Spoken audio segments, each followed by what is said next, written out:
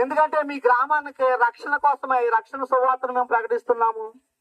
ఏంటంటే రక్షణ సువార్త పాపం నుంచి విడిపించే ఈ యొక్క మాటలు, సత్యవంతమైన మాటలు, సత్యవంతుడైన దేవుని యొక్క మాటలు.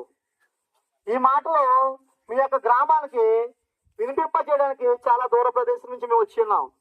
ఎందుకంటే ఏ మనుషుడు తన పాపములో నుంచి ఉండిపోయి ఇక్కడే చనిపోవటం దేవుని యొక్క చిత్తము కాదు. ఎందుకంటే మన అందరి కోసము, నీ కోసం, నా కోసం, అందరి కోసం కూడా ఒక దేవుడు తన ప్రాణాన్ని సిలువలో పెట్టాడు. తన సొంత కుమారుని అనుగ్రహించాడు ఈ లోకానికి. ఆయన ఈ లోకంలో జన్మించి పరిశుద్ధులైన కూడా నీ పాపం, నా పాపం, మన అందరి పాపములు తన వీపు మీద మోసుకుని మన కోసం ఆయన పాపంగా చనిపోవడం జరిగింది. చనిపోవడమే కాదు, మరలా ఆయన సమాధిలో